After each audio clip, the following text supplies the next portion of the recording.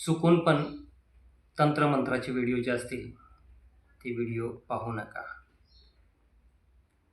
खूप वेळा आपल्याला सवय असते की आपण अमक्याचं कसं करायचं, तमक्याचं कसं करायचं, याचं वाटोळं कसं करायचं किंवा हे करण्यासाठी हा उपाय, तो करण्यासाठी तो उपाय, असे भरपूर व्हिडिओ पाहत असतो. तर चुकून ते व्हिडिओ पाहू नका. ओम काळेश्वरी, ओम नमो भगवती आई राजा उदे उदे, सदानंदीचा उदे उदे. नमस्ते भक्तांनो, आजचा व्हिडिओ हा खूप भयान प्रसंग सांगण्याचा व्हिडिओ आहे.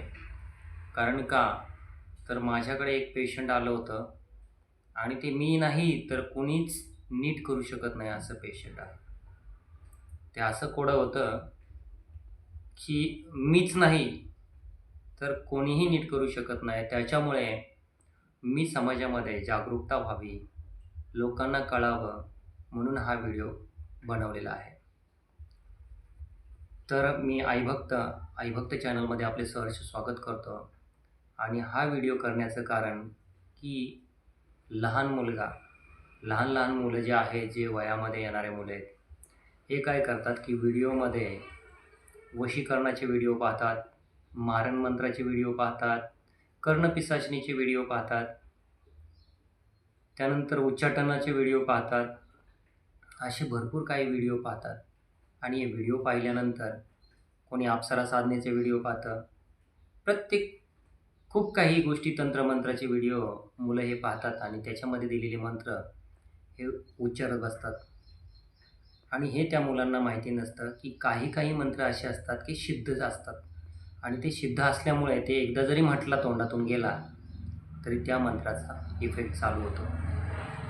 परंतु मला त्या मुलांना सांगायचं आहे किंवा जे असे व्हिडिओ पाहून मंत्र करत असतील त्यांनाही मला एक सांगायचं आहे की जे योग्य आहेत, तामसिक शक्ती आणि सात्विक शक्ती म्हणजे दैवी शक्ती, सात्विक शक्ती म्हणजे दैविक शक्ती.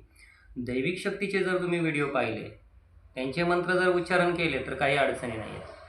परंतु ज्यावेळेस तुम्ही सात्विक शक्तीचे म्हणजे तामसी शक्तीचे म्हणजे भूत, प्रेत, कर्ण, पिशाचनी, शंखिनी, डाकिनी असे ज्यावेळेस तुम्ही मंत्र पाहता आणि त्यांची साधना करायला जाता किंवा मंत्र साधना करायला जाता, त्यावेळेस काय होतं की कधी-कधी त्या मंत्रांचे आपल्याला जप करणं किंवा पठण करणं हे शक्य नसतं. कारण ज्यावेळेस तामसी शक्तींचे मंत्र आपण वापर करतो ना, त्यावेळेस काय होतं की त्या मंत्राच्या भोवती येणाऱ्या जी एनर्जी आहेत, म्हणजे ज्या वाईट शक्ती आहेत, त्या अगोदर येतात आणि आपल्याला स्पर्श करतात किंवा आपल्याला त्रास देतात.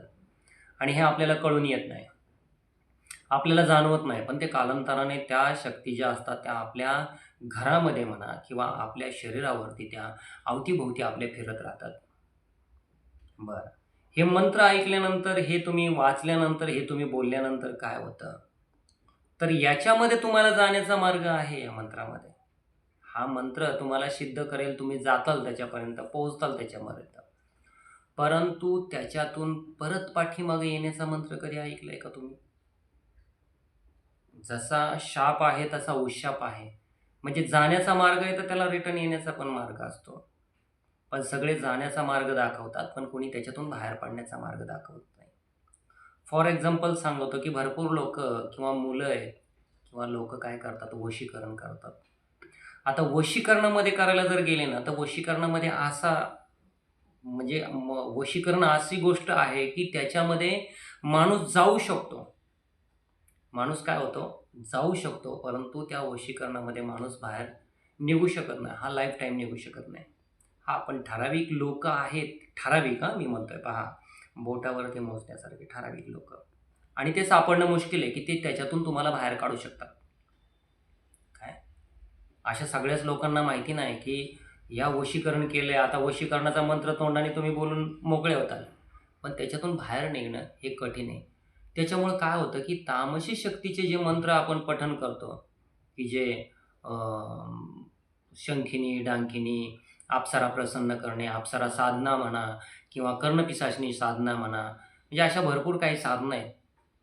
त्या साधना करायला गेल्यानंतर मला एक मुलाचं उदाहरण तुम्हाला द्यावंसं वाटतं, जी केस माझ्याकडे आली होती त्याची. की एक महाराज होते. महाराज म्हणजे जे कीर्तनकार महाराज आणि त्यांचा मुलगा असा होता की तो जोपर्यंत दत्ताची भक्ती करत होता, दत्त प्रसन्न होते त्या मुलाला. परंतु त्यांनी असेच व्हिडिओ इकडे-तिकडे, इकडे-तिकडे व्हिडिओ पाहून तो त्या मंत्राचं पठण करू लागला, त्या मंत्राचा जप करू लागला. आणि त्या मंत्राचा जप करता-करता त्याला हे सुद्धा कळालं नाही, की मी नेमका कोणचा मंत्र माझा याच्यातला सिद्ध झालाय आणि कोणची शक्ती माझ्याकडे आली. तो फक्त हा व्हिडिओ पाहिला, की त्याचं मंत्रपठण आणि त्याची क्रिया करत राहिला. तो मंत्र पाहिला, त्याचं पठण केलं, त्याची क्रिया करत राहिला. असे व्हिडिओ पाहून एवढ्या शक्ती त्याच्यावरती हावी झाल्या, एवढ्या शक्ती त्याच्याकडे आल्या, की तो अक्षरशः स्वतःचे कपडे काढायचा आणि पळायचा. काय? कपडे काढून तो नुसता पळत होता. म्हणजे अंडरपॅन्टसुद्धा घालत नव्हता. एवढी भयान बिकट परिस्थिती त्या मुलाची झाली होती. आणि झालेली आहे पण आता सध्या पण. ठीक आहे. तर मला अंधश्रद्धा पसरवायची नाही आहे किंवा मला तुमच्या मनामध्ये भीती घालायची नाही आहे. परंतु तुम्हाला अवेअर करणं, तुम्हाला सावध करणं हे पण माझं काम आहे. तुम्हाला माहीत आहे मला नेहमी पहिल्यापासून सत्य बोलण्याचं आणि काय म्हणतात ना, सर्व भक्तांना जागरूक करण्याची सवय आहे, की हा वेळ प्रसंग तुमच्यावरती कधी येऊ नये म्हणून मला हे सांगायचं आहे, की खूप काही गोष्टी अशा घडतात, जे माझ्याकडे येतात त्यांचे अनुभव आहे. काय?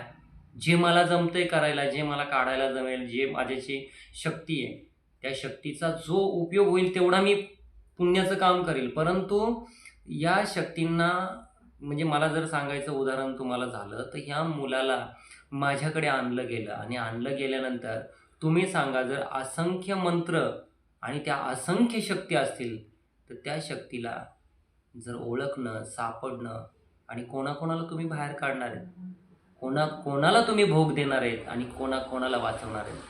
तर अशा कंडिशनमध्ये मग तो मुलगा जर गेला, तर त्याला म्हटले की मेंटल झाला आहे.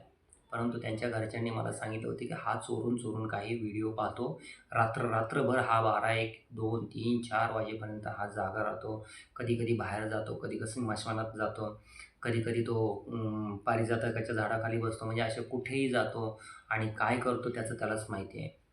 आणि हा एवढा त्याचे वडील जे कीर्तनकार आहेत आणि त्या वडिलांना खूप मोठा धक्का बसला आणि आज त्यांचा एकुलता एक मुलगा या तंत्रामंत्रापायी वेडा झालेला आहे. कारण मंत्रामध्ये एवढी ताकद आहे, तंत्रामध्ये एवढी ताकद आहे, की त्या ताकदीचा उपयोग हा चांगल्या गोष्टीसाठी जर केला तर ते उपयोगाचं आहे. पण जर तुम्ही वाईट गोष्टीसाठी करत असाल, तर तुम्हाला किंवा तो व्हिडिओ जर तुम्ही पाहत असाल, की काहीतरी साध्य करण्यासाठी, तर चुकून करू नका.